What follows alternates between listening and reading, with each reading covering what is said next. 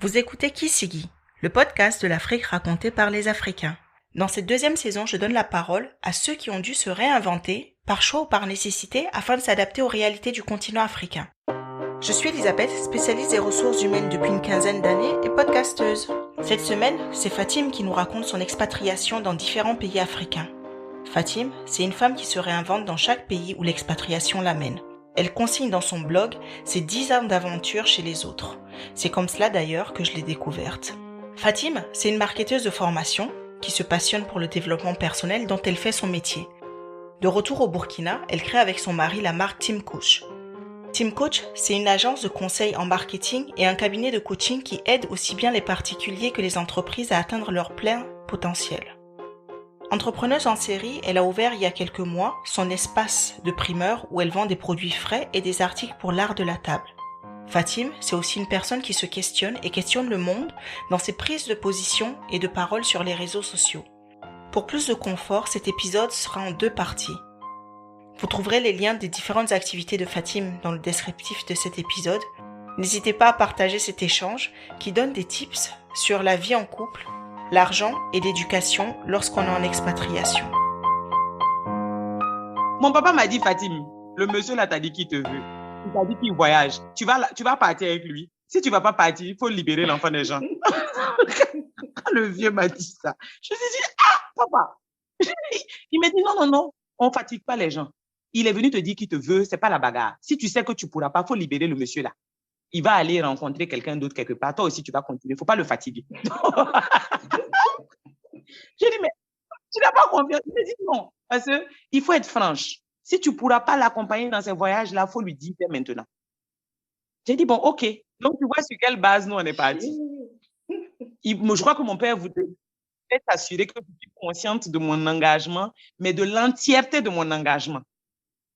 Parce qu'il ne faut pas que je vienne lui raconter des histoires bizarres après. Que je n'étais pas au courant. Il me dit, mais monsieur, il t'a dit la vérité, il ne t'a pas menti. Sur ce plan-là, en tout cas, moi-même, je le reconnais, il ne t'a pas menti. C'est toi qui m'as dit ce qu'il t'a dit. Il est venu nous dire ici ses intentions. Tu veux?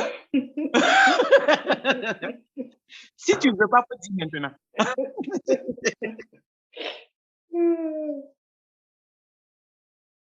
Ma première question concerne le temps. À quel âge tu as quitté le Burkina et pendant combien de temps tu vas rester à l'étranger? OK, très bien. Merci. Moi, je suis partie de Ouaga en 2004, à 3 mois de mes 18 ans. Donc, je ne les avais pas encore. Je suis allée pour Dakar pour mes études. Après mes études, où j'ai fait 5 ans à Dakar, je suis rentrée je vais dire en transit au Burkina pour quelques mois. Ça a duré 5 mois. Je me suis mariée et on est allé ensemble maintenant en Ouganda, où on a fait un peu moins d'1 an. Ensuite, on est allé au Gabon, où on a fait 4 ans. Après le Gabon, on était à Libreville. Après Libreville, les 4 ans, on est allé à Madagascar, où on a fait 2 ans, donc à Antananarivo, qu'on appelle couramment Tana. Et on a fait après 1 an au Mali, à Bamako, et on est revenu au Burkina en 2018. Donc, si moi je compte, ça fait 14 ans que j'ai passé loin de Ouaga, où je revenais pendant des vacances et comme tu dis, en lune de miel, je venais 1 mois, 2 mois, 2 fois dans l'année à peu près, seul ou avec les enfants ou en famille. Et voilà, ça a duré 14 ans. 14 ans, c'est pas mal, hein? C'est une belle tranche de vie. Oui, c'est toute la tranche de ma vingtaine déjà. J'ai passé mes 20 ans à l'étranger, la fin de ma dizaine d'années, de 18 à 19 ans, puis toute ma vingtaine, je l'ai passée comme ça, à l'étranger, début de trentaine, et puis voilà, retour au Burkina. Ok. Moi, j'ai peur au fait de te présenter. Mhm. Tu as tellement fait de choses et je me suis dit, bon, peut-être que j'ai pas tout vu sur son blog. Je sais qu'en Ouganda, tu as été vendeuse de Nyamakuji. De Nyamakuji, j'ai mis l'argent dans ta dette. Au Gabon, c'est la partie où il y a eu les jumeaux.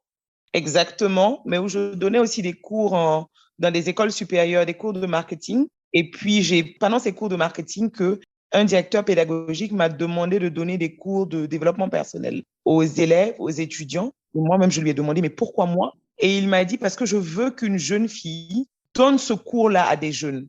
Et parce que je sais que vous en êtes capable. Donc, c'est de là que c'est parti. C'est vrai que j'avais beaucoup lu dessus. J'avais moi-même reçu des cours de développement personnel dans ma formation initiale. Mais je baignais dans les livres, j'adore lire. Donc, voilà comment j'ai monté ma première formation, mon premier cours.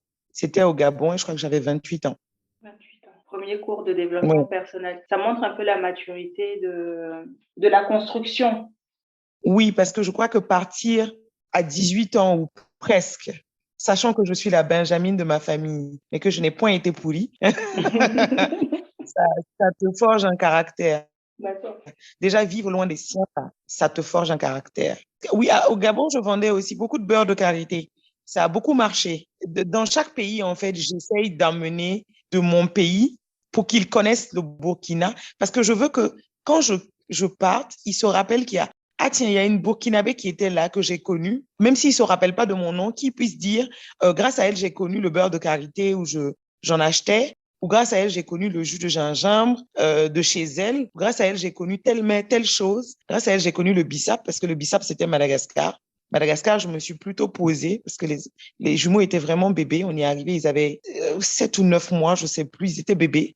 Et j'ai décidé de me poser, c'est là que j'ai décidé de faire la certification, un master coach en fait, pour devenir coach professionnel. Mais aujourd'hui, justement, avec toutes ces activités-là, déjà dans le passé, toutes les activités que tu mènes aujourd'hui, comment tu te définirais? Oui, moi je dirais que je suis une jeune femme africaine, même si on dit que dans la charte africaine des droits de l'homme et des peuples, la jeunesse c'est jusqu'à 35 ans. Ça c'est pour les textes.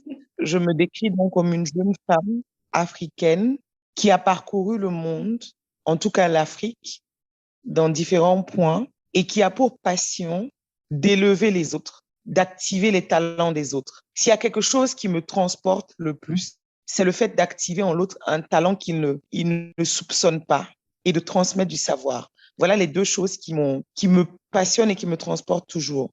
Transmettre et activer des talents dans les autres. Voilà ce que je pourrais dire de manière très brève de moi-même. Malgré qu'on soit sur le continent, chaque pays a son propre fonctionnement, sa propre culture. Oui. Qu'est-ce qui fait qu'à chaque fois que tu changes de pays, tu arrives à te réinventer et à créer, à créer une situation? Parce que à chaque fois, c'est pas forcément ce que tu as appris à l'école que tu mets tout de suite en pratique, mais tu es tout de suite dans l'action. Qu'est-ce qui arrive à activer ça chez toi? Alors, je viens d'une famille où on est nombreux, on est 7 enfants, sans compter tous les cousins, les cousines que les parents ont élevés à la maison. Et mes parents se sont connus à Dakar. Donc, ça fait déjà qu'on baigne dans un milieu multiculturel. Ma sœur et mon frère aîné sont nés à Dakar. Ma sœur aînée était expatriée à Dakar aussi. Ça fait qu'on a toujours baigné dans... Les repas chez nous n'étaient jamais des repas communs ou juste burkinabés. C'était soit sénégalais, soit burkinabé, soit malien, soit nigérien. En fait, tous les plats qu'on voulait bien tester. Enfin, maintenant, j'ai une page qui s'appelle Team à tester, mais je crois que ma mère est la plus grande testeuse que je connais. On était ses cobayes. Donc, j'ai jamais eu peur de l'autre ou de la découverte. C'est pas quelque chose qui m'a déjà effrayée. Le fait d'aller vers l'autre ou de m'ouvrir à d'autres mondes n'a jamais été quelque chose que je prenais négativement. Ça a toujours été quelque chose qui me fascinait. Et donc, à chaque fois que j'arrivais, j'essaye de comprendre déjà l'autre. Et il y a quelque chose que ma sœur aînée m'a dit. Elle m'a dit, Fatim, tu ne vas pas chez les gens pour les changer. C'est toi qui t'adaptes à eux. Donc, fort de ça, au début, c'est vrai, il y a les chocs, tu essaies de comprendre. Et plus j'avançais dans les pays, mieux j'étais résiliente parce que j'avais ça toujours en tête. Fatim, tu n'es pas venue ici pour les changer. Tu es venue pour apprendre d'eux et puis pour laisser de toi un peu, tout simplement. Donc, par force de ça, je me disais, OK, tu es là. Enfin, les circonstances de la vie t'amènent ici. À part Dakar où j'ai choisi, les autres pays, je suivais mon époux qui allait, oui, c'était discuté, mais bon, quand le contrat est conclu, on va là. Enfin, moi, je suis. Maintenant, quand j'arrive, je me demande, qu'est-ce que toi, tu peux faire, Fatim? Concrètement, ici, qu'est-ce que tu peux faire?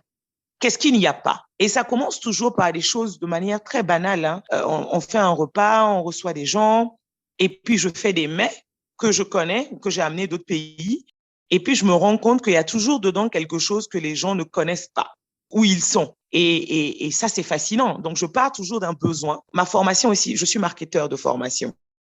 Donc, Ça aide. ça peut aussi, ceci aussi peut être cela. Je pars d'un besoin. Le jus de gingembre, c'est parti banalement parce que les gens venaient manger et ils me disaient, est-ce que je peux avoir un bidon pour en ramener à la maison? Donc, j'ai tellement donné de bidons qu'un matin, je me suis dit, Fatine, hey, c'est l'argent de ta popote, hein, on va pas donner les bidons comme ça, même si j'aime les gens, mais pourquoi pas en faire un business? Donc, j'en ai vendu à des individus jusqu'à des restaurants, mais je pars toujours d'un besoin. Et c'est vraiment la philosophie, tu ne vas pas chez les autres pour les changer. C'est toi qui t'adaptes. Et c'est toi qui vois ce que tu peux tirer de positif de cette étape de ta vie. Je dis pas que c'est facile, mais je dis que en gardant ça en tête, même quand ça ne va pas, ça me permet de me dire que en fait, c'est qu'un moment de ma vie et comment je veux m'en rappeler demain. De manière triste, de manière dure ou de manière positive. Parce que j'ai la chance de voyager, ce qui n'est pas donné à tout le monde. Donc, je pars du principe que c'est déjà une énorme opportunité et donc autant en faire un moment positif. Et voilà ce qui m'a toujours guidée. D'accord. Je vois deux choses là, mais une me touche particulièrement, c'est j'aime les gens, mais c'est mon argent qui s'en va. Et j'ai l'impression, quand je t'entends parler là de cette situation précise, c'est que tu as un détachement par rapport à ça. Est-ce que c'est quelque chose qui fait partie de ton éducation ou c'est quelque chose que tu as acquis? Alors, moi, je vais du principe que, les heures que je passe à faire quelque chose, ce sont des heures de ma vie. Et si je décide de le faire bénévolement, c'est un choix. Mais si je décide de le faire de manière volontaire, pour que ce soit un service ou un produit qui soit mis sur le marché, je le vends sans aucun état d'âme. Okay. La peur de ce que les gens vont penser de moi n'a jamais été quelque chose qui m'a guidée. Ça, peut-être qu'il faudrait que je fasse un peu de psychologie pour comprendre d'où ça vient. Mais j'ai été, dans mon éducation, il y a eu ma grand-mère, la mère de ma mère qui a vécu avec nous. Je crois que cette femme, elle mérite un livre et j'écrirai forcément sur elle parce que sa vie est une aventure incroyable. Tout ce qu'elle a été capable de faire pour son époque est juste incroyable. Et donc, elle nous a élevés, elle était avec nous. Moi, je suis née, elle était déjà à la maison. Elle est venue à la maison quand ma sœur, avant moi, est venue au monde et elle nous a plus quittés.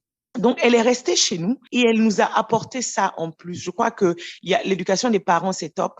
Celle des frères et sœurs, c'est génial. Mais celle avec les grands-mères, c'est autre chose. C'est un autre niveau. Elle avait tout le temps des citations, des proverbes en djoula qui étaient juste à chaque fois une mine d'expérience. Et cette femme s'assumait tellement que si tu lui racontes un problème avec quelqu'un, même si c'est dans 10 ans que la personne vient, elle va le lui rappeler parce que tant qu'elle n'a pas réglé le problème, elle ne se tait pas. Et qui que tu sois, elle te dira toujours ce qu'elle pense, mais sans aucun état. C'est-à-dire, elle était franche, cash, à tel point que des fois, ma mère disait aux gens, écoutez, elle a pas tous ses esprits parce que elle était franche, mais d'une franchise. Donc, elle disait et elle s'assumait. Elle était propre. Et donc, elle était très propre. Elle passait 2 heures dans la douche. Elle se gommait au henné tous les mois. Elle mettait de l'encens. Elle mettait de l'eau de Cologne. Elle aimait sentir bon. Elle aimait bien manger. Elle aimait tout ce qui était bon. Donc, quand tu viens et que tu n'es pas très propre ou que ton enfant ne l'est pas, elle te dit, mais dans la maison ici, est-ce que tu as vu un de mes petits enfants sales? Moi, les enfants sales, je ne les mets pas sur mes pieds. Aussi sereinement que ça. Que tu sois de sa famille ou pas, elle te dit qui elle est, elle n'a pas peur de choquer. Et à la fin, elle disait, avec mon âge, je vais le dire en bambara, hein, avec mon âge, donc je pense que ça peut venir de là. Et aussi ma mère est Samo. Je crois qu'ils sont reconnus pour être assez francs et cash. Et je suis Touré, je suis Sonraï. Donc je crois qu'il y a tout ça. Donc le regard de l'autre n'a jamais été pour moi un problème. Ce que l'autre va penser de moi, c'est si je le pense que c'est un problème. Si ça vient bousculer quelque chose en moi, que c'est un problème. Par exemple, si quelqu'un me raconte dans la rue et me dit que je suis bleue, je vais éclater de rire parce que je sais que je ne suis pas bleue. Ça n'a de résonance en moi que si je me dis en l'intérieur de moi que je suis un peu bleue. Ça va me créer un doute Alors que ce que l'autre pense de moi, tant que je ne le pense pas de moi-même, tout me va. Et moi, je suis pragmatique. Ah ben, je suis vraiment pragmatique. En Afrique, enfin, le fait que tu viennes manger chez quelqu'un de manière répétitive, sans jamais amener même une orange, déjà, moi, ça me pose un problème. Culturellement, aller chez quelqu'un, j'amène toujours quelque chose. Donc, si tu viens manger et en plus tu veux partir avec quelque chose, une fois, deux fois, trois fois, je suis en droit de te dire, qui que tu sois, que tout ça a un prix. Parce que si tu n'as pas l'intelligence de t'en rappeler, moi, je peux te le dire sans aucun souci. Mais des fois, mon mari m'a lorgné, il m'a fait des appels. Je vais te raconter une anecdote. On était à Libreville, il y a eu une tabaski. Le mouton à Libreville, bon, Libreville coûte cher. Le mouton à Libreville coûte 200 et quelques mille en montant. C'est vrai que c'est pas les prix de Dakar, mais ça coûte cher quand même. Et donc, on avait pris notre mouton qu'on avait préparé pour la tabaski, on a reçu des gens. Il y a un de nos convives qui a mangé et qui à la fin me dit, ah waouh, c'était tellement bon, Fatim, c'était tellement bon que si je raconte ça à la maison, ils vont pas me croire. Tant que je n'amène pas quelque chose pour prouver, ils vont pas me croire. C'était tellement bon. Je dis, si, ils vont te croire, mon frère. Surtout si tu te places bien, que je te prends en photo avec la table, ils peuvent pas ne pas te croire. Bon, je crois que mon mari ne savait pas où se mettre. Mais, mais c'était une manière de lui dire, mais non, quoi. Un, un peu de tenue. Moi aussi, j'aime le mouton là. Tous ceux qui sont là ont aimé, ils ont envie d'en rapporter, mais ils pensent aux autres. Tu n'es pas le seul, tu n'es pas le dernier invité. Et puis surtout, moi aussi, j'aime le mouton que j'ai préparé. J'ai envie de le manger demain. Je vais pas me dire non, comme il a dit comme ça, je vais lui en donner un peu. Et puis après, moi, j'ai un gourmet de mon propre mouton. Non. Après, ce qu'il pense lui appartient. Moi, ça ne m'appartient pas. Et je veux aussi parler de l'argent dans le couple. Honnêtement, j'avais en moi, tu vois, ce petit orgueil. Mais le fait d'être dépendante financière a toujours été pour moi un problème. Mais ça, c'était la chose qui pouvait me tuer. Pourtant, quand je me suis mariée, j'étais étudiante, hein, sans revenu aucun. Mais juste avec ta fierté et ta dignité. Voilà. Armée de tout ça, me voilà maintenant dans un couple à l'étranger. Et je le dis à toutes celles qui vont en expatriation et tout simplement à toutes celles qui se marient. Parlez d'argent. Parlez d'argent. Parlez de l'argent là. Parce que le conjoint qui va en expatriation, il y va pour un but professionnel. Enfin, normalement. Si c'est une immigration, enfin, une expatriation choisie, il y va, il travaille. Toi qui l'accompagnes, quelle est ta place, quel est ton rôle, combien tu gagnes? Parce que moi, je suis partie comme étudiante. Il y en a qui partent alors qu'elles doivent demander une année sabbatique ou elles doivent démissionner. Ou, bref, ça implique beaucoup de choses. Moi, je suis allée étudiante. Mais le fait d'être dépendante financièrement de quelqu'un n'a jamais été pour moi quelque chose déjà qui me rassurait. Je me sentais en insécurité complète parce que cette dépendance-là est pour moi quelque chose que je n'aurais jamais imaginé vivre. Et ça m'a amené dès le premier pays à parler d'argent. Ça a été chaud au début. Mais la première question que j'ai posée et qui, je crois, a déterminé le reste, c'est quand tu me regardes, est-ce que moi, je ressemble à quelqu'un qui aime souffrir? Il m'a dit non. Je dis bon, partons de ça. Parce qu'on se dit qu'ils vont deviner, qu'ils vont donner, mais chacun vient avec sa culture, avec sa manière de gérer les autres et qui se dit que peut-être que quand tu es dans le confort comme ça d'une maison en expatriation avec un magnifique jardin et que, enfin, normalement, tu as tout pour être heureuse, quoi. Mais non, moi, je veux pouvoir avoir de l'argent que je peux dépenser sans expliquer, en sachant que cet argent, tôt ou tard, va encore rentrer dans cette chère popote. Ça a été le premier combat. Et il a fallu en parler. Mais je crois qu'on le fait aussi quand on est sûr de comment on s'est marié. Parce qu'il y en a qui n'osent pas en parler par peur de heurter, de créer des tensions. Moi, j'ai pas peur de la bagarre. Honnêtement, s'il y a quelque chose qui ne me fait pas peur, moi, je préfère même anticiper des bagarres. Parce que tu vas supporter quelque chose aujourd'hui que tu ne vas pas supporter demain. Alors que si tu le règles aujourd'hui, ça reste la même bagarre. Mais si tu le supportes et que tu ressors ça plus tard, ça devient des frustrations accumulées et ça devient une autre bagarre. Et tout ce que tu as voulu éviter en ne faisant pas cette bagarre quand il fallait la faire, tu la rencontres en 100 fois pire. Parce que c'est là qu'on dit que tu as changé. Alors que moi, je n'ai jamais changé. Je n'ai jamais dit que je n'étais pas tant. En Dula, on dit que le nom du pot où les enfants sont populaires est gâté depuis le début. Moi, j'ai préféré gâter mon nom dès le départ il ne peut pas dire qu'il ne me connaissait pas, pour maintenant progresser sur ça. Parce que ce que je ne vais pas accepter demain, je ne peux pas commencer ça aujourd'hui. Ça, c'est ma mère qui me l'a toujours répété. N'accepte jamais aujourd'hui ce que tu ne vas pas supporter demain pour plaire à autrui, pour contenter. Parce que si tu n'es pas bien avec toi-même, ça se sentira, tu vas faire semblant. Et s'il y a quelque chose que moi, je ne sais pas faire, c'est faire semblant longtemps. J'ai essayé, mais je n'y arrive pas. Donc, on a fait ce premier choc où j'ai dit, bon, enfin, l'état actuel de ce que tu donnes, moi, j'ai besoin que ce soit clarifié. Mon argent de poche à part et puis l'argent de la popote à part. Mais il faut parler argent. Il faut vraiment parler argent. On parle combien je gagne. Parce que il y en a qui étaient soutien de famille, qui à chaque fois que ta mère a besoin de 20 000 ou de 50 000, tu dois venir expliquer, faire un long discours pour que le monsieur daigne te donner ça, pour que tu envoies. Enfin, on perd une partie de sa dignité. Donc, moi, il faut en parler, gérer les bagarres qui doivent l'être et puis ensuite progresser. Et dans chaque pays où j'arrivais, je me pose pendant 1-2 mois. Il n'y a pas de montant de la popote ou de l'argent. On regarde, moi je vais faire les courses où on va ensemble jusqu'à ce que je comprenne les prix du marché. Et qu'ensuite j'établisse une liste où il y a du sel à la potasse en passant par le gaz, les légumes, les fruits et tout ce qui concerne les enfants. Parce que je veux que la personne connaisse la réalité de notre consommation. Parce que des fois, ils n'en sont pas conscients, les hommes. Donc, quand on finit d'établir ça, même quand tu me donnes l'argent au début, je te dis, attends d'abord, l'argent de la popote, là, on n'a pas encore défini. On s'assoit, on fait le point, on voit ce qui est de notre niveau de vie, on tranche, et puis quand on est parti sur ça, on est OK. Mais tout ça, il ne faut pas avoir peur de l'aborder. Une fois que toi, tu t'installes, parce qu'on dit qu'à chaque étape, quand même, tu as su créer une activité rémunératrice. Cet argent-là, on en reparle ou bien ce qui est acquis à acquis? Mon argent de poche, ah non, ça n'a jamais été remis en cause.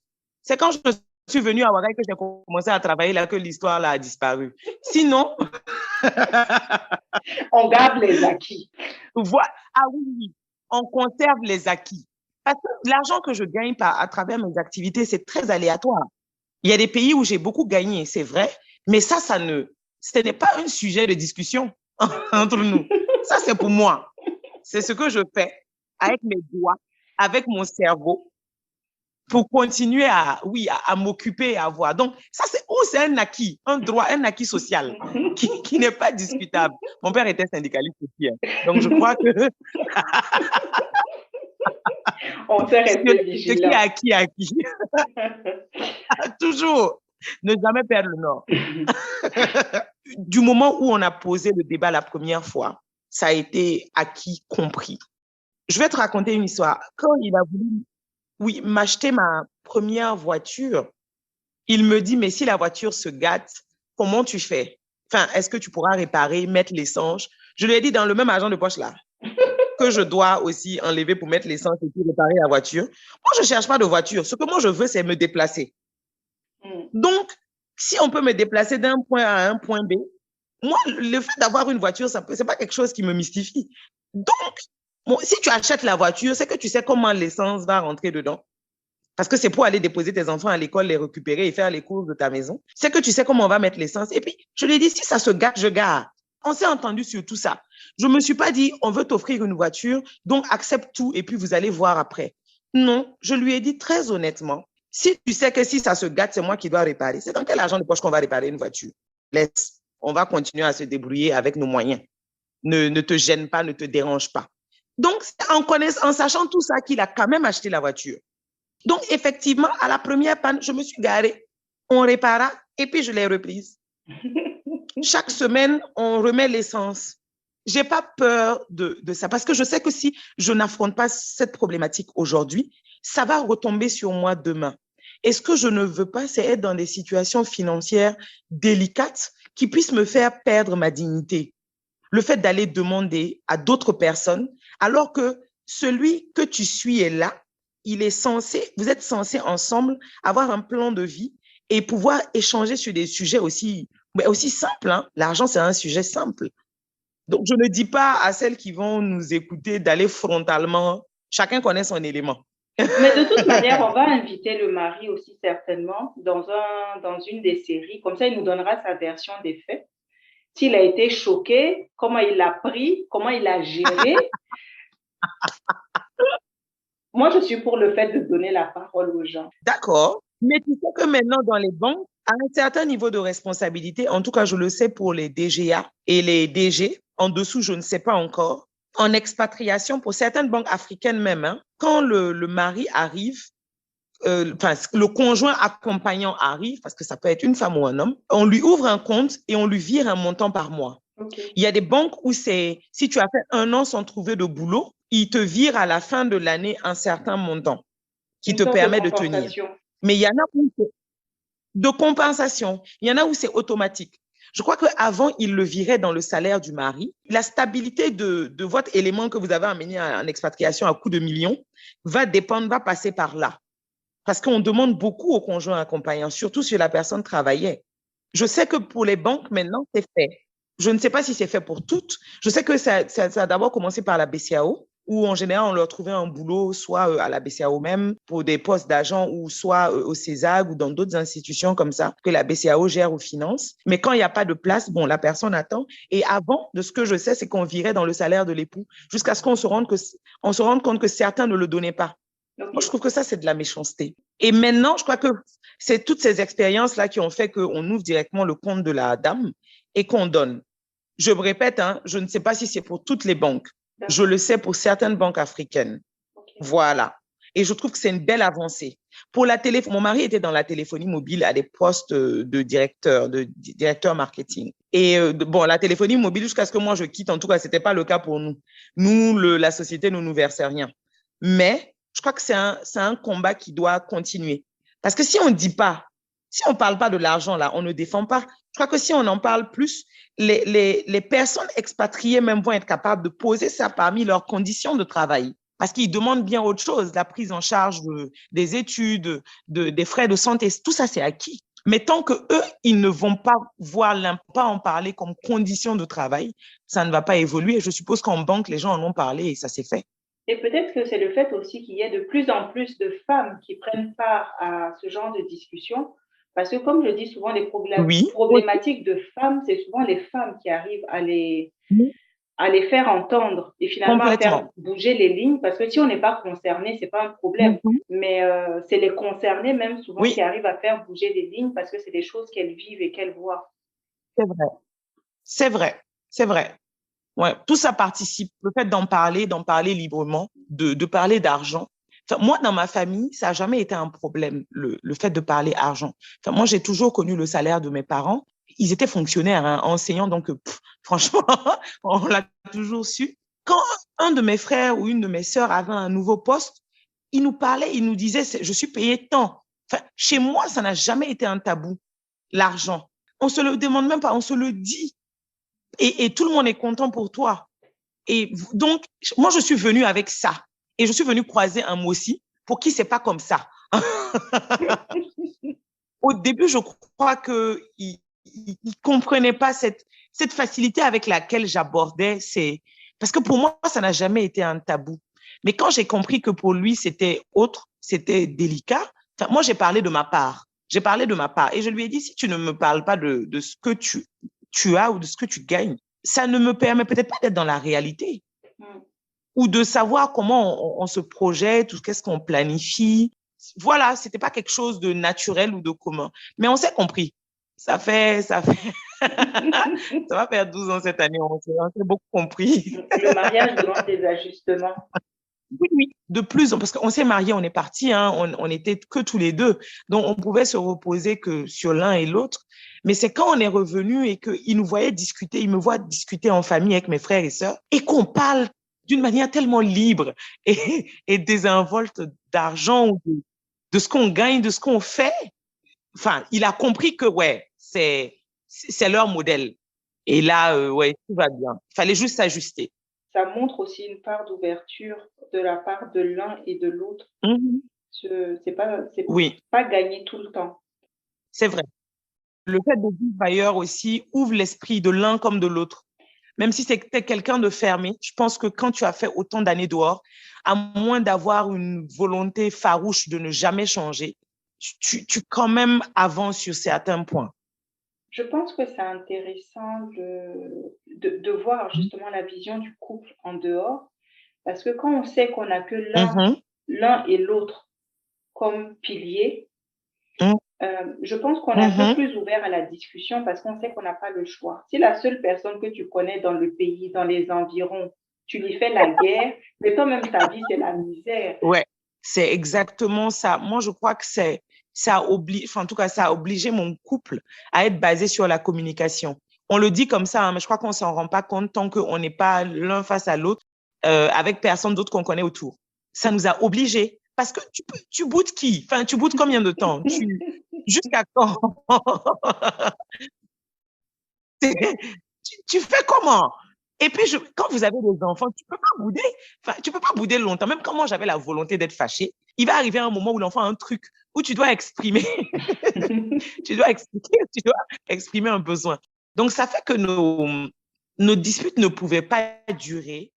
Il y a 12 ans et demi entre nous, hein, quand même, avec mon époux. Ok, vous Donc, n'avez pas ah oui, le même âge, donc pas du tout. ok. Ah ben, du tout, du tout. Mais je crois que moi, ça m'a aidé parce que, oui, j'avais besoin de quelqu'un là, je ne fais pas la maturité, hein, mais qui était aussi mature que son âge. C'était important pour, je crois, même moi, je n'allais pas dire me canaliser, C'est ce que j'allais mais employer. J'allais dire peut-être pour te canaliser. Puis je me suis dit non, on n'est pas intime. Donc je vais te laisser trouver le mot. non, non, vas-y. Si, mais je crois que c'est ça le terme. J'en avais besoin. Enfin, quand je l'ai rencontré, je ne l'ai pas su immédiatement. Enfin, je l'ai su dans les premières discussions, c'était déjà lancé, mais ça m'a pas posé de problème. Oui, entre l'avant-dernière et moi, il y a 12 ans et demi aussi. Entre ma première grande sœur et moi, il y a 20 ans. Oh. Mon père m'a eu à 50 ans, ma mère avait 42 ans. Donc, si tu veux, j'ai toujours grandi avec des vieux.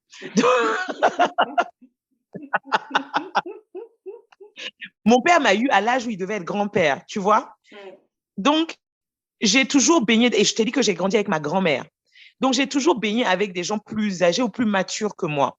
Le fait qu'il ait cet âge-là ne m'a pas gênée, et je trouvais que c'était bien. Et parce que aussi, lui, il l'assumait sans stress. Moi, je sais qu'il est venu me voir une fois à Dakar.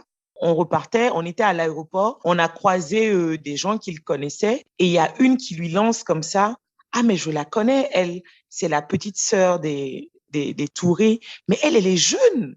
Et il lui répond oui. Il lui a dit oui, mais elle est très jeune, très, très jeune. Fatim, n'est-ce pas? Tu as quoi, 21, 22 ans? Je lui ai dit exactement.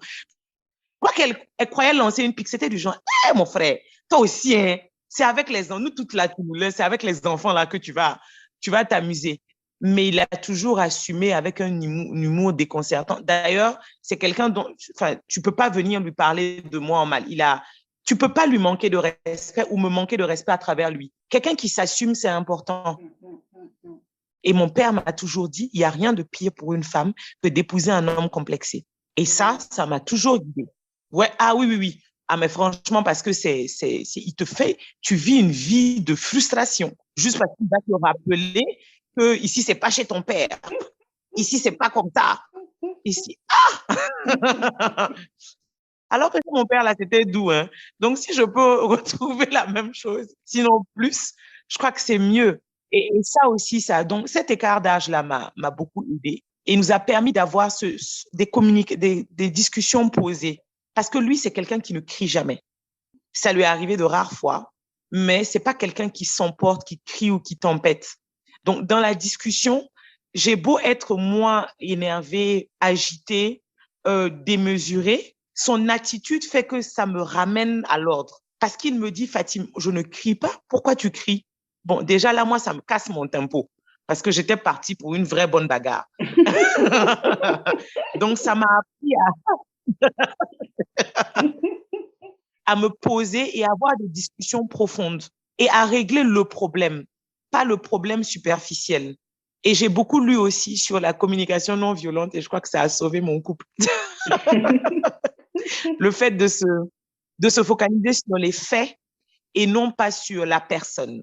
On est factuel, c'est des faits. On a une problématique sur un fait, pas sur, on remet pas en cause tout un individu à cause d'un acte que la personne a posé. On parle du fait. ce que tu as fait tel jour m'a blessé, m'a heurté ou ne m'a pas plu. Mais on ne dit pas, toi, tu es comme ça, toi, tu es tout le temps comme ça, toi, tu as fait ci, toi. Non, ça déplace le débat parce que la personne va te demander, moi, je suis comment? Donc, on est parti d'une bagarre qui devient une deuxième bagarre sur moi, je suis comment? Et on va se lancer dans oui. Et regarde, la dernière fois même, tu avais fait ça, la personne va dire, donc toi, tu n'as pas oublié ça. Donc, troisième bagarre, alors que l'objet de la dispute n'a pas encore été résolu. Quand on se marie, là, on nous donne les conseils, mais tu ne comprends pas tant que tu n'es pas face à la situation. Mais moi, c'est surtout ma mère et mes sœurs. Mais moi, ma mère, c'est celle qui te dit à ton mariage, Fatim, le mariage, c'est pour le meilleur et pour le pire. Mais quand le pire devient ton quotidien, ce n'est plus forcé. Et elle me dit, quand je parle le pire, c'est le pire qu'un individu décide seul de te faire subir. Parce que les épreuves de la vie peuvent arriver. Une maladie, la perte d'un emploi, un choc, ça, c'est l'effet de Dieu. Mais qu'un individu décide par son propre chef de te faire du mal volontairement, ça, je te demande pas de supporter ça. Et bon, nous, on est parti avec tout ça. Donc, il y avait les conseils généraux et puis il y avait ma très chère Madame Touré, Neboro, qui te dit, écoute ma fille, voilà la réalité des faits. Le mariage, là, c'est pour le meilleur et pour le pire. Mais quand le pire devient ton quotidien, ce n'est pas forcé. Tu vaux mieux que ça. Et donc, quand déjà tu as ça, et je ne la remercierai jamais assez, parce qu'elle te dit, et en vous donnant, ma mère a toujours pris la parole. Elle dit, vous savez, on vous la donne en mariage à cause de Dieu. On ne vous la donne pas parce qu'on n'en veut plus. Si tu as été capable de venir demander sa main et de nous dire que tu la veux, nous, on te la donne à cause de cet amour et parce qu'elle le veut et à cause de Dieu. Le jour où tu ne la veux plus, s'il te plaît, ramène-la nous. On ne t'en voudra jamais. Bon, quand on dit ça aux éléments,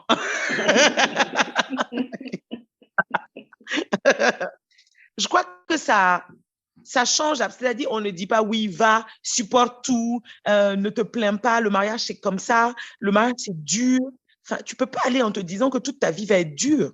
Moi, je trouve ça triste. Ça me fait penser aux impatientes qui m'a fait pleurer de la première page à la dernière. J'ai reconnu tellement de conseils dedans qu'on donne aux gens à foison et que les gens finissent par se donner entre copines et à justifier l'injustifiable et tout ça. Et je me suis dit, waouh, il fallait vraiment une femme pour écrire comme ça.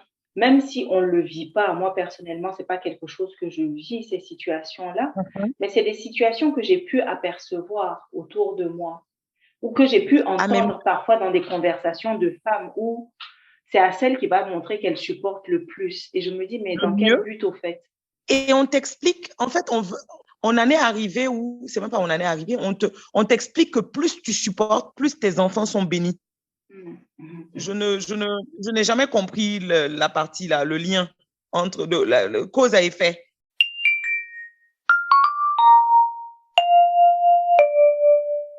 Durant 14 ans, tu quittes la maison et à un moment, vous décidez de rentrer. Qu'est-ce qui fait ce choix-là? Ok. Alors, honnêtement, lui et moi, on a parlé du retour avant même de partir. Quand moi, je l'ai rencontré, il était, lui, dans la phase où il partait pour sa première expatriation. On s'est rencontrés à Ouaga. Ensuite, moi, je suis allée à Dakar. Quelques mois après, lui, il partait pour sa première expatriation. Donc, dès le départ, il me l'a dit. Il m'a dit, je suis dans un processus professionnel qui va m'emmener à voyager. Est-ce que c'est quelque chose qui te parle? Est-ce que c'est quelque chose que tu peux gérer ou supporter? Donc, dès le départ, je ne pouvais pas dire que je n'étais pas au courant, ni de ses ambitions, ni de ses projections. Donc, on en a parlé très, très vite. Et en fait, on en a parlé même avant que j'accepte ou pas de sortir avec lui. D'accord. Tu vois, il me s'est présenté tel qu'il est en me disant qu'il allait partir. Et moi, parce que j'ai eu une expérience où j'ai vu une de mes cousines dont le mari était en expatriation dans des missions sans famille et je ne voulais absolument pas ça. Donc, je me suis dit, Fatim, si tu te maries et que la personne doit aller en expatriation, soit vous partez ensemble, soit vous ne vous mariez pas. C'est ma philosophie. Donc, ça, c'était même au moment des pourparlers. On ne parle même pas de vraie drague, là. Non, C'était au moment des exactement. discussions, même que toi, tu étais projeté, bon, si le gars, il s'en va en famille, ça m'arrange. Donc, la Voilà. discussion même portait déjà sur tout ce côté-là, familial. Oui. Ok. Totalement. C'est-à-dire que il me disait que sortir avec lui, il avait des intentions au-delà de sortir, de m'épouser et tout ça. Là, le premier moment, je me suis dit, tiens, toi, tu es pressé d'être. On n'a même pas dit oui, mais c'est ça que j'ai aimé aussi parce que il ne m'a pas blagué, il m'a pas expliqué des choses qui ne sont pas lui. Il m'a dit qui il est, où il va. Et il m'a demandé si ça me dit de l'accompagner dans ça. En fait, c'est comme ça que ça m'a été présenté. Il s'est pas que présenté, il m'a présenté un projet de vie qu'il voulait avoir avec moi. Donc, quand j'ai su tout ça, il m'a fallu du temps pour réfléchir, pour régler aussi certains aspects de ma vie. Mais déjà, en sortant avec lui, je savais ce que ça impliquait, très concrètement. Et moi, je suis repartie à Dakar pour faire mon master. Enfin, lui, il était un peu plus pressé pour le mariage, mais moi, je tenais à finir mon master et mon père aussi. Donc, je suis allée terminer mon master 2. On s'est connus, moi, je venais de terminer ma licence. Moi, je suis allée poursuivre le master. Lui, il est allé d'abord en expatriation au Tchad, puis en Côte d'Ivoire. Il a fait 1 an, enfin 8 mois et 1 an. Et c'est après qu'on est allé ensemble en Ouganda. Donc, lui, il a fait aussi 10 ans d'expatriation. Et il m'a dit, Fatim, quand maintenant on en a discuté, qu'on se projetait du coup ensemble, il m'a dit, je pars et moi j'ai toujours lu et on m'a dit avec d'autres amis qui étaient expatriés à travers les expériences, et il a beaucoup lu. Il m'a dit, on dit au bout de 10 ans, l'expatriation, soit tu reviens, soit tu restes. Et il m'a dit, lui, son but, c'est de revenir et de pouvoir monter une activité ici. Et dès le départ, on a parlé de ça, d'une association, de monter un truc à deux, parce qu'il est marketeur, je suis aussi marketeur. Tu vois, dès le départ, ces discussions-là se sont déjà faites. On va se dire, c'est une drague qui était très sérieuse, cette affaire. Mais pourtant pas. Une drague avec des tableaux et des PowerPoint. Si on quitte ici, on Je ajoute 10 t'assure. ans, on est là. Exactement. Et effectivement, quand on est parti, en sachant qu'on revenait, on n'a pas vécu notre expatriation de la même manière. Déjà, on revenait au moins 2 fois par an tous. Moi, je revenais souvent, plus longtemps que lui, parce que lui, il fallait se caler sur ses vacances, qui étaient en général de 3 semaines ou d'un mois. Moi, je revenais plus souvent. Moi, je durais plus. Moi, je faisais 2 mois pendant les vacances. On revenait pendant les décembre, là, les fins d'année. Moi, je revenais pour donner des cours ici à Ouaga, à l'ESUP. Donc, on savait, donc même dans la projection, dans l'investissement, dans construire ici, construire des maisons, acquérir des biens pour préparer le retour, on l'a construit parce que le but était de revenir. Donc, ça a été préparé. C'est pas qu'on s'est dit en 2017, écoute mon frère, on fait comment? On rentre l'année prochaine? Non. On l'a construit en partant. Quand on partait, on savait quand on revenait. Et effectivement, au bout de 8 ans, 9 ans, lui-même, il commençait à être saturé. Mais parce que je crois qu'il voyait aussi que ses investissements étaient déjà OK. Donc, il y avait une certaine impatience pour revenir. Donc, au bout de 9 ans, on rentrait, on est rentré et puis il a eu l'opportunité pour le Mali. Mais concrètement, il ne voulait pas y aller, il voulait être là.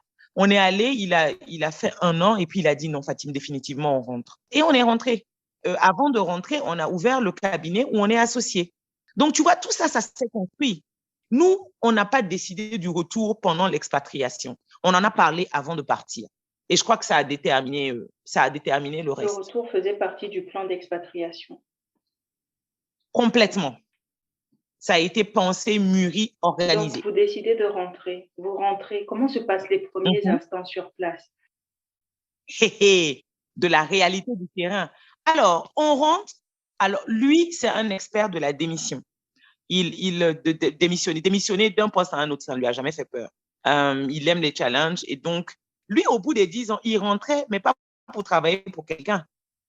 Je crois qu'après 19 ans en multinationale, actuellement, il a un problème avec l'autorité. D'accord. Il a un problème avec toute forme d'autorité. Je vais même dire ça comme ça. Donc, tu vois que moi, ma communication non violente m'a beaucoup aidée parce que j'ai dû ajuster. Même mes mots. Parce que dès que ça ressemble a de l'autorité, un peu d'ordre, il est irrité. Il a eu un ras-le-bol général. Et lui, il est rentré en sachant qu'il ne voulait pas travailler pour quelqu'un. On avait déjà monté la boîte, donc Team Coach, on fait des formations, du coaching et des team building, de l'accompagnement d'individus et d'entreprises. Donc, on est rentré, on avait déjà créé cette boîte quand on était à Bamako. La dernière année, on savait qu'on rentrait, on l'a formalisé en fait, parce qu'on commençait déjà à avoir des marchés. Moi, j'ai fait quelques formations à Bamako et je rentrais surtout à Ouaga pour faire des activités et des formations. Donc, on est rentré pour gérer ça, pour faire grandir ça. Oui, honnêtement, au début, on a vécu sur nos investissements et sur ces quelques marchés. Moi, je suis rentrée aussi, on a un groupe familial, un groupe scolaire où dès que je suis rentrée, mes frères m'ont coopté pour que je vienne apporter ma touche aussi, parce qu'ils en avaient besoin, parce que moi aussi, j'avais besoin, c'était une forme de gratitude, parce que cette école a financé moi aussi mes études, et je devais rendre, parce que de loin ou de près, je participais, c'est à nous cette école, donc je participais. Donc, moi, je suis venue pour m'occuper de Team Coach, mais j'ai été vite happée par ça. Donc, j'ai travaillé pour le groupe familial pendant 18 mois jusqu'à ce que Covid arrive. Non, 18 mois, non, 22 mois. Enfin, il manquait 2 mois pour me faire 2 ans pleins. Donc, Covid arrive, on travaille à distance. Et là, j'explique gentiment à mon frère que tu vois qu'on peut travailler à distance. et voilà comment je suis passée de directrice marketing là-bas à consultante, je vais dire, où j'ai levé le pied. Parce que aussi, parallèlement, ma boîte de team building, de team coach prenait de l'ampleur. Donc, moi, j'ai quitté l'expatriation où je disposais de mon temps, où je plaçais mes formations, mes cours comme je pouvais pour pouvoir être avec les enfants. Et c'est plutôt lui qui avait un programme carré. Ah, je sors le matin de chez moi à Ouaga, je reviens le soir. Moi, mes enfants étaient perdus. Et surtout, c'est pas ce que moi je voulais. Donc, j'ai dû m'asseoir et puis expliquer, parce que des fois, quand c'est familial, c'est un peu plus délicat. On a peur de heurter, et je savais que eux, ils étaient dans le besoin. Mais dès que je suis arrivée dans le groupe familial, j'ai voulu former mon assistante pour que elle monte, pour que moi, je puisse mieux partir. Parce que je me suis dit, le groupe familial, le lycée a 32 ans cette année. Le supérieur a 16 ans. Je me suis dit, ce groupe-là peut vivre sans toi. Parce qu'il a déjà un process calé, huilé, qui le fait fonctionner. Mais toi, ton entreprise a besoin de toi. Tu dois la faire grandir jusqu'à l'étape où on n'a plus besoin de toi pour le fonctionnement courant. En ce moment-là, tu peux mieux revenir dans le groupe familial au besoin. Donc, voilà comment ça s'est fait. Moi, j'ai levé le pied, mon assistante est montée, j'ai tout fait pour qu'elle se réinscrive. Elle a fini son master de cette année, pour qu'elle aussi, elle ait des rôles de responsabilité et que moi, je vienne en tant que consultante plutôt, pour pouvoir mieux faire grandir Team Coach. Et donc, voilà comment ça s'est opéré. Et lui, il n'a jamais eu de mal, mon mari, à dire aux gens, écoute, actuellement, c'est moi qui gère les enfants, Fatim travaille. Il a eu des propositions de poste où il disait, non, moi, je ne peux plus partir parce que Fatim travaille. Je lui dis, ah, c'est de quel bon salaire dont tu parles. Et puis, il dit, quand je dis aux gens que je ne pars plus en expatriation, ils ne comprennent pas. Ils pensent que ça dépend du montant ou du pays. Mais j'ai décidé on a décidé qu'on est rentré, on rentre. Je ne dis pas que c'est exclu qu'on reparte un jour, mais je dis qu'à l'étape actuelle, ça ne fait pas partie de nos plans. Et je crois qu'il est conscient maintenant que s'il part, il partira peut-être seul ou pour des missions de courte durée, 6 mois, 1 an, où j'irai, où il viendra, mais c'est pas ce qu'il veut. Parce que vivre seul, je crois, il pourra pas. Il m'a dit que l'affaire elle est trop compliquée. Donc, on est là. Pour l'instant. Et ouais, pour l'instant, on a vécu de ça, des investissements, et après, lui aussi, il est parti sur des missions de consultance. En tout cas, tout ce qui le rend autonome et non sujet à de l'autorité. Et puis, on a vécu avec nos réalités. On n'est pas allé au-dessus de notre niveau de vie. On a mis des enfants dans de bonnes écoles privées, mais des écoles privées qu'on pouvait payer dans la continuité. Pas qu'on les met ici, et puis quand il y a moins d'argent, que le business marche, on les enlève, on les met à non. On a vécu selon nos réalités, vraiment. Mais la réalité avec, on va dire, le monde du travail, parce que toi, jusqu'à là, tu étais un peu en auto-entrepreneur, un peu en freelance et tout. Oui. Là, tu te retrouves dans des structures, dans une structure qui existe déjà, j'imagine, l'école. Certainement que tu travailles aussi avec d'autres structures sur place. Comment ça se passe? Est-ce que ça va de soi parce que c'est chez toi? ou bien il a fallu se réadapter au terrain? Il a fallu me réadapter. Mais je crois que le fait que j'ai des connexions et que j'ai commencé à travailler avec des entreprises locales avant, depuis 2016, je proposais des formations, etc. Ça m'a permis de me reconnecter. Et moi, je vais te dire, s'il y a quelque chose qui est pour moi la plus grande étude sociologique, c'est les groupes Facebook de femmes. Ça m'a permis de me reconnecter avec la mentalité du terroir. Oui, de savoir comment les gens appréhendaient certaines choses. Parce que peut-être que, enfin, moi, ayant appris à gérer seul beaucoup de problèmes, et on me le reproche, je crois que même ma mère actuellement ne comprend pas que je ne l'appelle pas pour certaines choses. Alors que moi, je vais du principe que elle a 78 ans, quoi. C'est pas elle que je vais embêter. Si elle-même, elle a dit, elle a fait beaucoup d'enfants, si mes frères et sœurs ne peuvent pas régler ça, franchement, c'est qu'il y a un problème. J'ai pas pris l'habitude de laisser d'autres s'occuper de mes problèmes. En tout cas, tant que je peux régler, je règle. Mais ça m'a appris à voir que oui, ceux qui sont restés là ont eu peut-être la chance d'avoir papa et maman à côté, une famille, un socle sur quoi s'appuyer, une facilité peut-être à faire d'autres choses ou à compter sur d'autres, à compter sur la providence des fois. Et moi, je ne pouvais pas compter sur la providence. Donc, ça m'a appris très vite à être autonome. Et je me suis rendu compte que ça venait aussi avec un certain état d'esprit, une certaine mentalité. Et je découvrais autre chose, notamment cette histoire de faut beaucoup supporter. Mais même moi, j'ai vu l'évolution dans ces groupes-là entre 2014 et maintenant, où au début, quand quelqu'un vient expliquer son problème de couple, on te dit, faut supporter, c'est comme ça, il pleut partout. Et maintenant, on leur dit, maintenant là, depuis 2020, on dit, ma sœur, cherche ton argent. Dans l'argent là, il n'y a pas gourmet. Tu vois, on est parti de faut pleurer, ça va passer, pleure, prie, faut prier pour lui, il va changer. À ma chère, cherche ton argent. Pleure, hein, mais faut chercher ton argent. C'est ça qui est mieux. Donc, j'ai vu, et pour moi, ça a été une très grande aide parce que je venais dans de l'accompagnement de l'humain et il fallait que je me place dans le contexte de l'humain en question.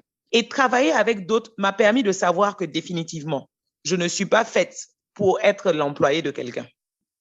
Donc ça, je le savais, mais ça m'a conforté dans ça. Les cadres me fatiguent.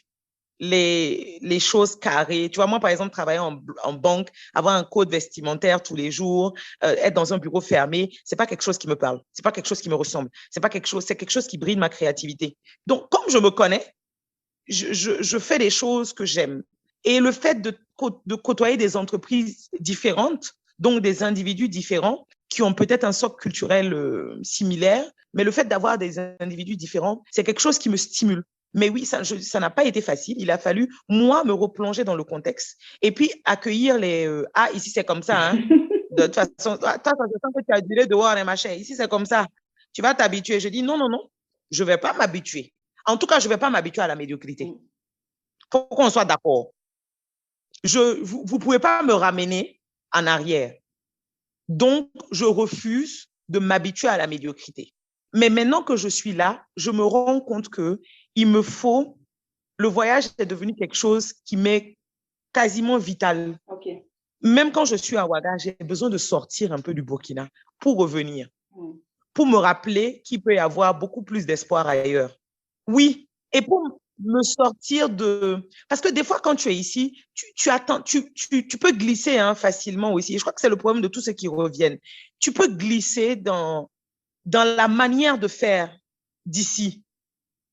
Il y a des choses où je me suis adaptée, mais il y a des choses où j'estime que pour moi, c'est un recul. Donc, il me faut de temps en temps sortir pour me rappeler que oui, Fatim, tu as raison. Tu as des valeurs que tu as raison de défendre. Tu as un socle que tu as raison de défendre. C'est pas parce que une majorité le fait que ils ont raison. C'est pas parce que c'est une habitude de faire ça comme ça que c'est normal et que eux, ils ont raison. Toi aussi, tu as raison de faire comme tu as appris à faire maintenant. Et ça m'aide à tenir parce qu'on est dans un métier libéral où il y a toutes sortes de propositions bizarres, incongrues, des fois indécentes, qui vont des pots de vin à d'autres propositions. Parce que je suis dans mon métier, j'écoute l'humain. Et donc, je crois que quand tu écoutes, quand les gens n'ont pas l'habitude d'être écoutés, et pour être compris. Donc, quand ils sont face à quelqu'un qui les écoute de manière aussi concentrée et active, pour certains hommes, ils peuvent confondre leurs émotions. Je vais dire ça comme ça. Les sentiments, ce qui se passe en eux. Voilà. Mais je te donne un exemple. Je viens d'ouvrir le cabinet. Maintenant, on a des bureaux, on a des locaux. Et j'ai mis des bougies dans mon bureau. J'aime ça. Et je disais à une de mes collègues, de manière très naïve, écoute, si un client ou une cliente vient, je pourrais mettre les bougies parce que ça sent bon. Pour moi, ça concourt au bien-être. Elle m'a dit, Fatim, quelqu'un va fermer la porte et puis sauter sur toi, quoi.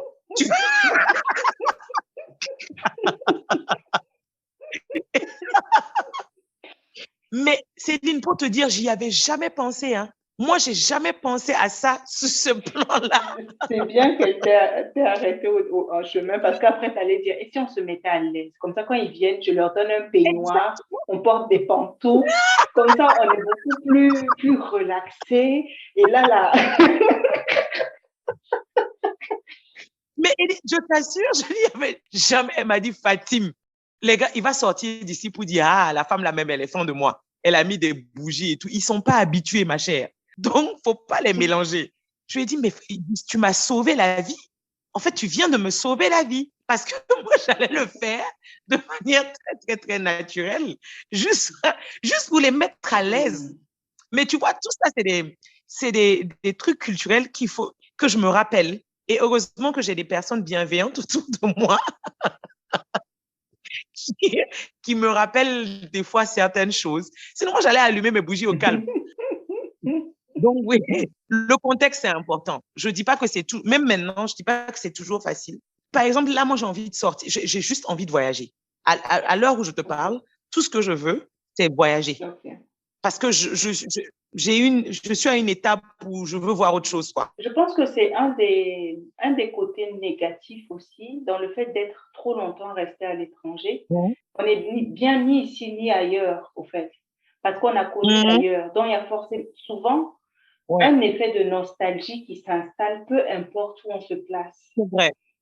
Et il y a beaucoup de gens qui le décrivent. Il y a beaucoup de gens qui me décrivent ce sentiment de se sentir enfermé. Et le Covid a été très dur pour eux. Que ça soit de l'autre côté, ceux qui ont quitté le pays, qui sont allés s'installer ailleurs et qui n'ont pas pu rentrer dans ce que moi j'appelle parfois un pèlerinage sur la terre, où ils n'ont pas pu rentrer pendant 1 an, pendant 2 ans, où au fait tout est en mouvement dans leur tête. Ils se disent, mais qu'est-ce que je fous ici au fait? Pourquoi ma vie est aussi dure ici?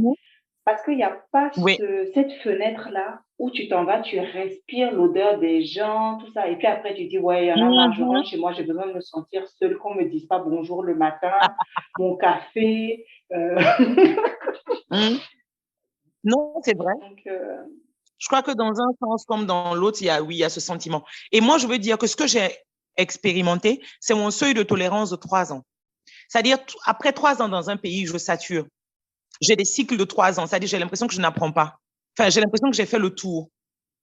Quitte à y vivre, autant que je parte et que je revienne. Mais après 3 ans, je l'ai expérimenté à chaque étape. Mon seuil, c'est 3 ans. Définitivement. Et du coup, mon seuil pour le Burkina, c'est l'année dernière. Ça faisait 3 ans. Et c'est là que j'ai commencé à me dire, Fatim, ouais, c'est bien, hein, mais par exemple, là, cette année, avec Covid, je crois que tout a été chamboulé parce que les voyages et tout. Et moi, le fait de mettre des choses dans mon nez tout le temps, là, franchement, c'est pas ça ça ne me motivait pas. J'ai voyagé quand même, mais pas autant que je voulais. Cette année, par exemple, dans mon plan de carrière, je me suis dit, cette année, tu te concentres pour asseoir une assise nationale. Parce que ça, c'est ce que je construis depuis 2017 au Burkina, avant de rentrer et depuis que je suis rentrée. Et mon objectif de 2023, c'est l'international. L'international, sur quelle activité? Parce que tu en as énormément, mais… Sur mon activité de formation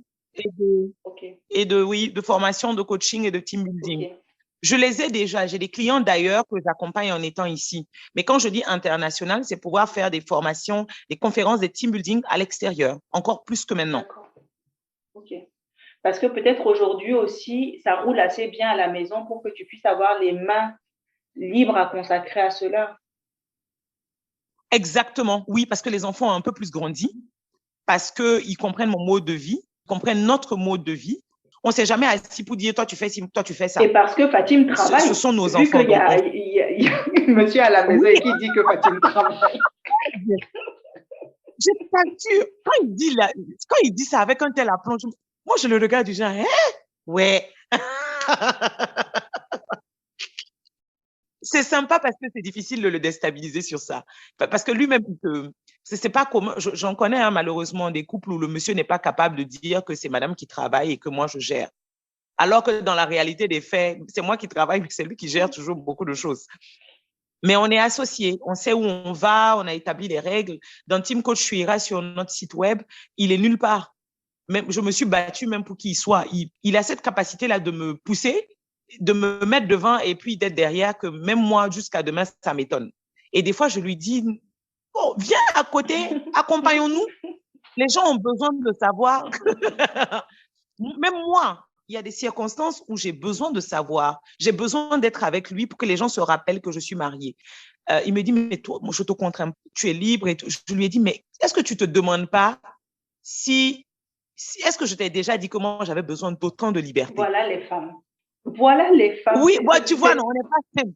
Parce que moi, honnêtement, comme on s'est mariés, on est partis, qu'il y a cet écart d'âge entre nous, donc on partage des générations. Enfin, on n'a pas les mêmes amis. Définitivement pas. Du tout. Ses amis à lui sont les amis de mes grands frères. Donc, moi, j'ai mes amis de mon âge, lui, il a des amis de son âge. Donc, les gens savent que je suis mariée, les gens savent que lui, il est marié, mais on ne sait pas qu'on est mariés l'un avec l'autre. Il y a beaucoup de gens qui ne le savaient pas. Hein.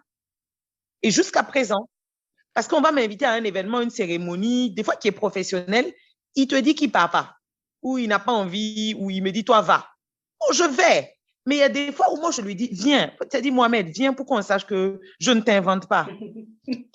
Que tu es là, tu es vivant, tu es burkinabé, parce que les gens se disent que j'ai tellement de liberté, peut-être, hein, c'est ce qui semble être, parce que ça me revient, qu'on se dit que forcément, mon mari n'est pas burkinabé. Donc, je lui ai dit que non seulement il est burkinabé, mais il est moi aussi.